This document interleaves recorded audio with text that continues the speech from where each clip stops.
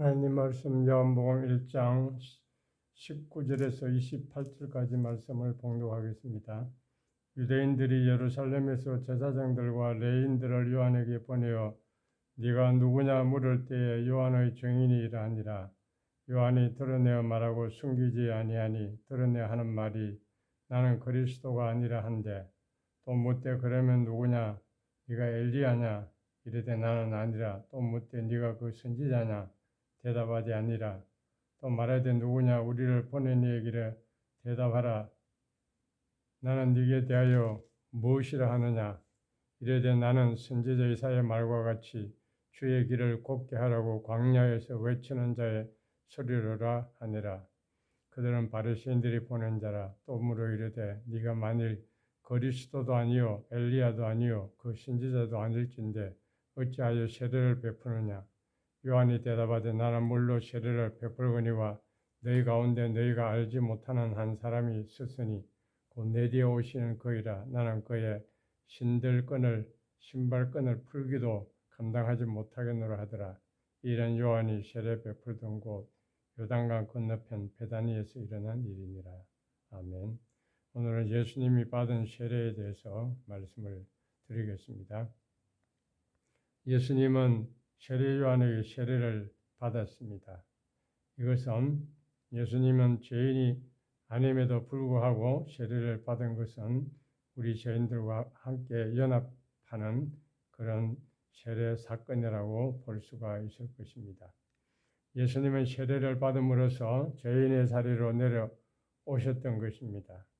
죄인들을 품에 안고 죄인들의 대표자가 되셔서 궁창 위의 물과 궁창 아래 물에 빠져서 죽은 것을 말하는 것입니다. 세례 요한의 세례는 죄를 회개하는 물 세례였습니다. 그런데 예수님이 죄인의 자리에 내려오셔서 죄인을 대표해서 죽는 그 세례를 가리키는데, 또한 성경은 이것을 가르쳐서 십자가 사건에다가 비유하고 있습니다. 성경은 십자가 사건을 세례라고 부릅니다. 마가복음 10장 38절과 39절에 예수께서 가라사대 너희 구하는 것을 너희가 알지 못하는도다. 너희가 나의 마시는 잔을 마시며 나의 받는 세례를 받을 수 있느냐?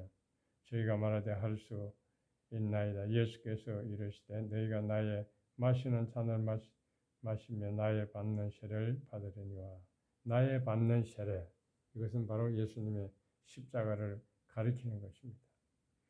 예수님은 회개의 세례를 받음으로 죄인의 자리에 스스로 내려가시고 또 십자가의 세례를 받음으로 죄인을 대신해서 죽으신 것입니다. 이렇게 예수님은 우리 죄인을 품에 안고 하나님의 저주의 세례를 받아내심으로써 저주의 물에 빠져있던 우리를 끌어내시고 우리를 구원하시는 것을 보여주는 것입니다. 이것이 바로 십자가 사건인 것입니다. 우리는 이 예수님을 믿음으로 예수님의 세례에 연합할 수가 있습니다. 예수님과 연합되었다고 하는 것은 십자가 세례에 연합되었다고 하는 것입니다. 십자가에 연합된 삶은 매일매일 우리 자신이 죽는 것입니다.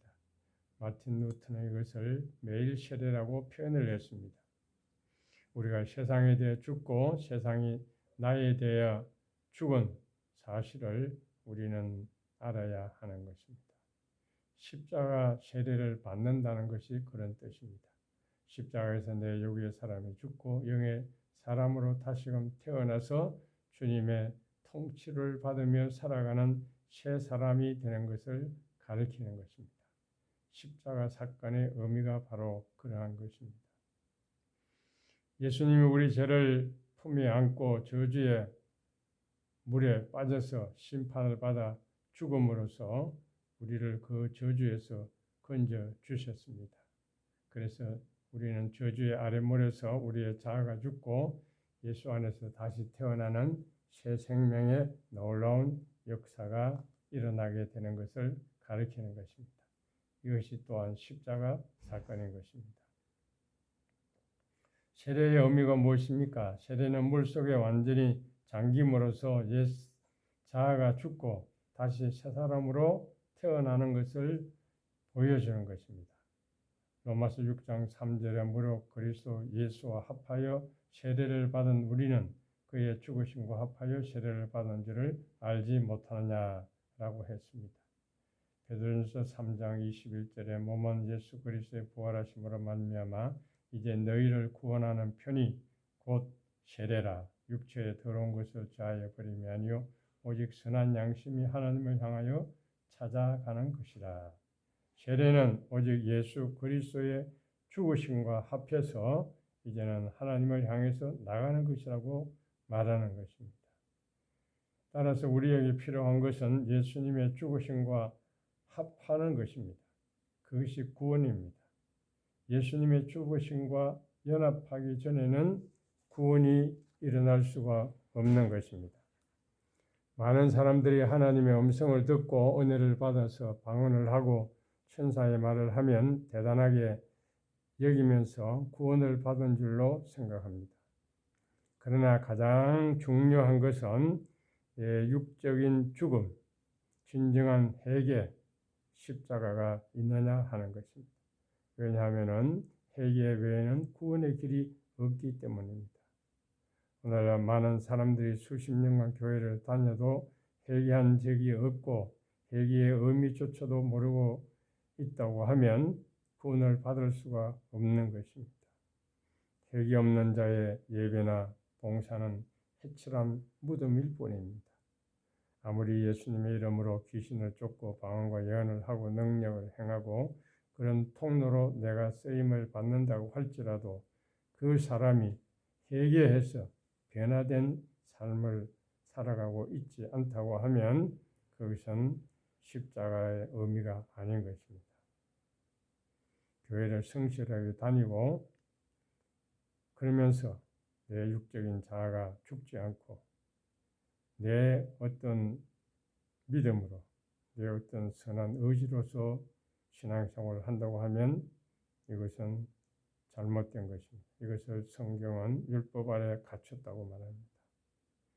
그러므로 우리는 내 육적인 자아가 십자가에 못 박아 죽고 다시금 우리가 영적인 자아로 거듭나는 진정한 세례를 받아야 한다는 것을 알 수가 있습니다.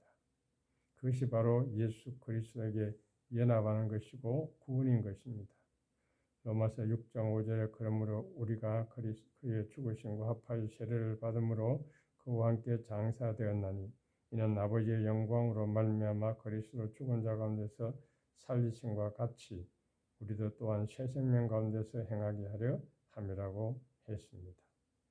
우리 옛사람이 무덤에 장사되는 것이 세례입니다. 그것이 구원입니다. 그래서 하나님께서 그의 독생자 예수 그리스도를 십자가에 내어 주신 것입니다. 우리 죄를 대신해서 죽음에 내어 주신 것입니다. 우리가 예수님의 십자가에 함께 못 박힘으로 말미암아 우리는 다시금 새 생명 가운데로 거듭난 자가 되는 것입니다. 거듭나는 것은 단번에 예수님을 영접함으로 십자가에 연합함으로 이루어지는 것입니다. 새 생명을 얻는 것입니다. 이것은 하나님께로부터 내려오는 은혜인 것입니다. 예수님을 믿는 자는 예수님과 영적으로 하나가 되는 것입니다. 신랑 신부가 결혼하게 되면 한 몸을 이루어서 부부가 되는 것처럼 예수님을 내 마음의 주인으로 모셔 드리면 예수님과 결혼하는 것과 마찬가지입니다. 한 몸이 되는 것입니다. 한 영이 됩니다.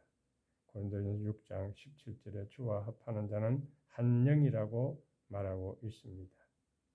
예수님과 하나됨이 이루어질 때에 예수님이 나를 통해서 자신을 드러내게 되고 예수님의 성품과 능력이 나를 통해서 나타나게 될 것입니다. 그래서 내 안에 예수님이 살아계시다고 하는 그 사실이 믿어지고 또한 주님의 임재를 체험하면서 살 수가 있는 것입니다. 이것은 예수님과 연합된 신자가 누리는 큰 은혜인 것입니다. 오늘 말씀을 요약하면 예수님의 물세례, 이것은 예수님은 죄가 없음에도 불구하고 죄 씻음의 상징인 이 세례를 받음으로써 하나님과 우리 사람 사이에 중보자가 되셨습니다. 예수님이 중보자가 될 수 있었던 근거는 바로 죄가 없으심에도 불구하고 죄의 씻음의 상징인 세례를 받음으로써 오늘날 우리 신약교회는 예수님의 이름으로 세례를 베풀게 되었습니다. 세례는 죄 씻음의 예식인과 동시에 구원받았음을 확신하는 표식이 되는 것입니다. 뿐만 아니라 예수님이 담당하신 십자가를 가리켜서 내가 받을 세례라고 주님이 말씀했습니다. 예수님의 십자가가 진정한 제사함과 거듭남의 길이라고 하는 것입니다. 그래서 십자가를 세례와 같은 의미로 말씀하신 것입니다. 예수님은 예수님의 이름으로 받는 그 죄를 씻는 물세례뿐만 아니라 십자가를 통해서 하나님과 사람 사이에 중보 사역을 온전히 이루셨기 때문에 그것을 가리켜서 나의 받을 세례라고 말씀하신 것입니다. 그러므로 예수님의 물세와 십자가의 이 세례는 모든 인류의 죄를 씻어서 거듭나게 하는 구원의 표식이요 거듭남의 증표라 그렇게 말할 수 있을 것입니다. 요한복음의 세 번째 단계는 회개의 세례를 통해서 우리의 옛사람이 죽고 새 사람으로 태어나는 심령의 변화를 말해주는 것입니다. 우리는 자나깨나 우리의 옛사람이 십자가에 못 박은 그 사실을 우리는 인정하는 삶을 살아야 됩니다. 그리고 우리는 새 생명 가운데서 예수님을 항상 모시고 오직 주님으로 사는 그런 자가 되어야 할 것입니다. 우리는 예수 그리스도를 영접해서 예수님과 생명이 연합된 자들입니다. 우리와 주님을 하나로 묶어주는 것입니다. 분리할 수가 없습니다. 우리 옛사람이 예수님과 함께 십자가에 못 박히고 또한 부활의 생명으로 우리는 사는 자가 되었기 때문입니다. 우리의 속사람이 거듭나서 예수 그리스도와 내 안에 살아 계시면은 철저하게 우리는 주님으로 길들여진 주님과 연합된 삶을 살아가게 되는 것입니다. 기도하겠습니다. 살아계신 주님, 오늘도 우리와 함께 하시며 우리 안에 거하시며 십자가가 믿어지게 하시고 우리의 죄가 사함받게 하시고 거듭나서 주님을 향해서 살 수 있는 이 놀라운 축복을 우리에게 주신 것을 진심으로 감사합니다. 우리는 날마다 육의 소욕을 죽이고 영의 소욕을 따라서 하나님이 주신 이 생명을 가지고 하나님을 기쁘시게 해드리며 주님을 위해서 살아가는 우리 모두가 되도록 축복하여 주시옵소서. 지금은 주 예수 그리스도의 은혜와 하나님 아버지의 무한하신 사랑과 성령님의 감화하시고 감동하시고 교통하시며 충만하시며 예수님의 물세례와 예수님의 십자가의 그 세례의 연합잔대가 되어서 내 육의 사람이 죽고 새 생명을 얻은 자로서 살아가기를 다짐하는 모든 주의 백성들 머리머리 위에 이제부터 영원 무궁토록 함께 있을지어다. 아멘.